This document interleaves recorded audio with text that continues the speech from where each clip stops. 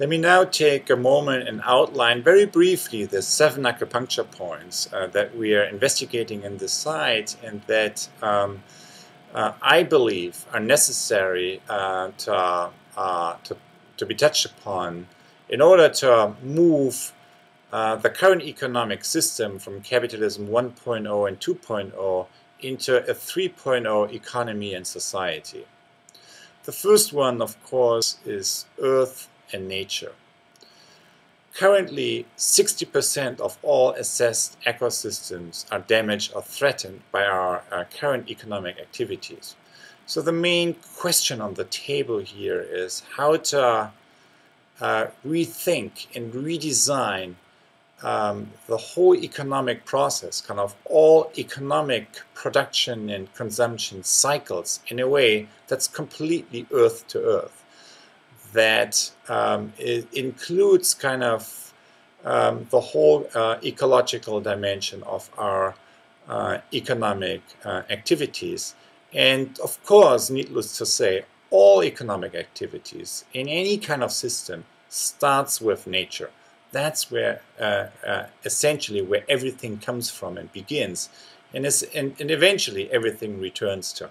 So how to kind of include that larger cycle in all our economic activities, that is acupuncture point and leverage point number 1.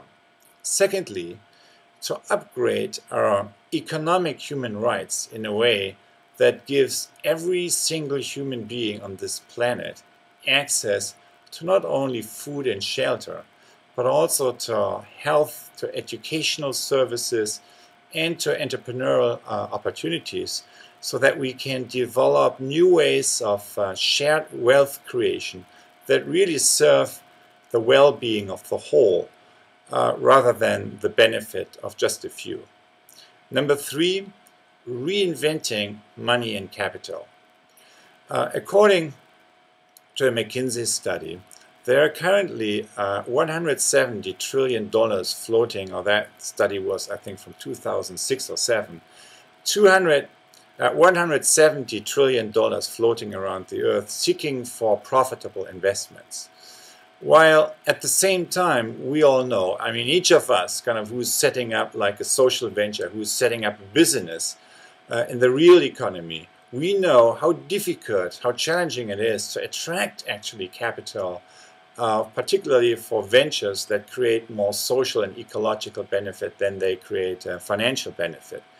So when we look at that, it's like kind of a system. So if you compare the current financial flows and the financial system in the economy with the blood system in the human body, you could say that we have a whole lot of, all the focus is on one part of that system. It's like as if all the blood was just circulating in the lower part of the body, say the legs, while another part of the system, say the human brain, is severely lacking blood supply.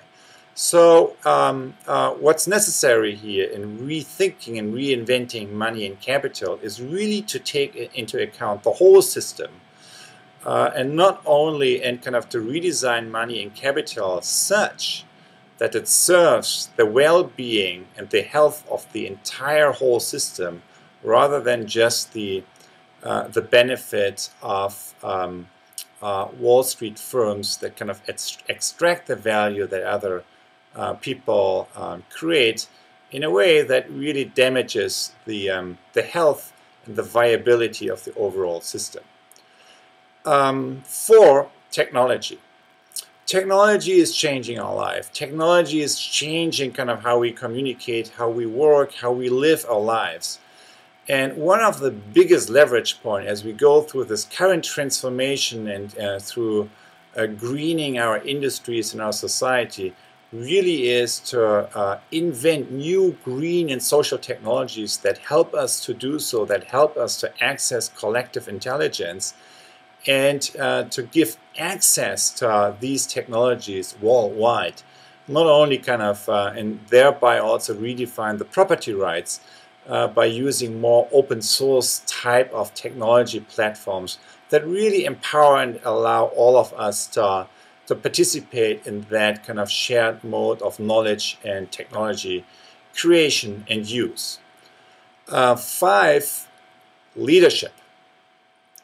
The biggest crisis that we maybe currently have is the crisis of leadership. And I, for example, work in health and large systems changes in health, in education, in sustainability, and also kind of in business systems.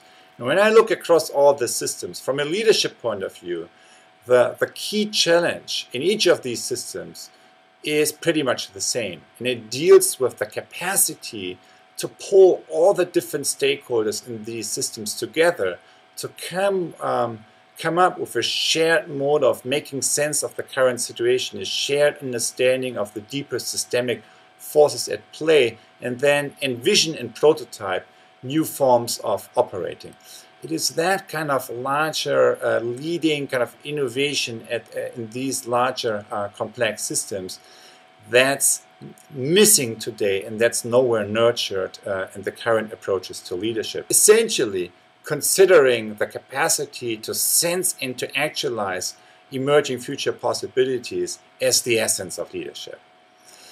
Then, number 6, citizen awareness.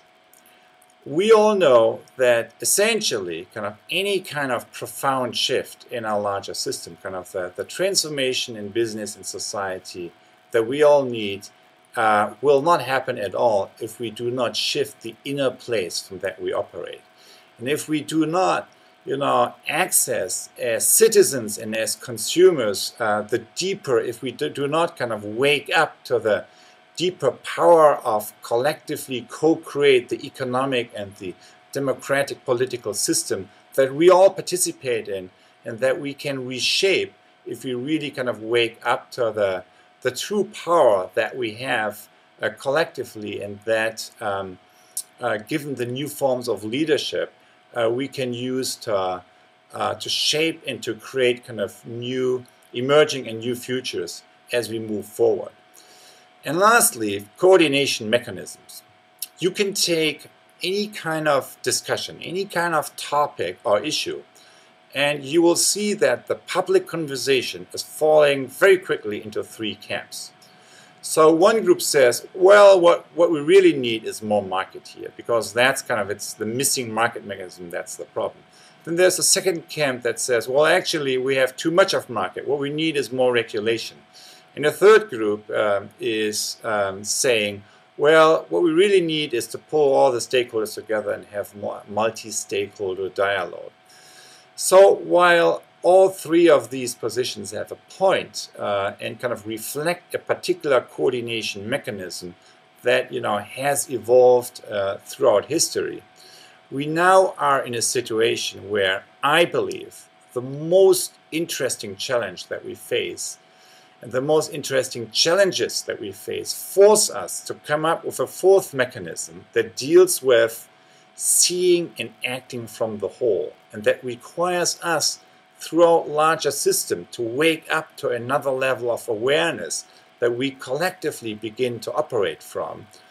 And that helps us to essentially make the shift from capitalism 1 and 2.0 to a 3.0 economy and society. So that's a quick outline, 7 acupuncture points. I'm sure there are more. So you're invited to share kind of your experiences in each of these, and also in additional ones, and to bring in your voice into this conversation. Where do you see are the key leverage points that we should focus on as we move kind of from a 2.0 into a 3.0 economy? And what is it that you have learned in kind of creating prototypes around that? So please join this conversation, join this community of pioneers that is trying to kind of really create pathways into the 3.0 economy and society that we all need, and that I believe is the biggest challenge of our generation and of our time. Thank you.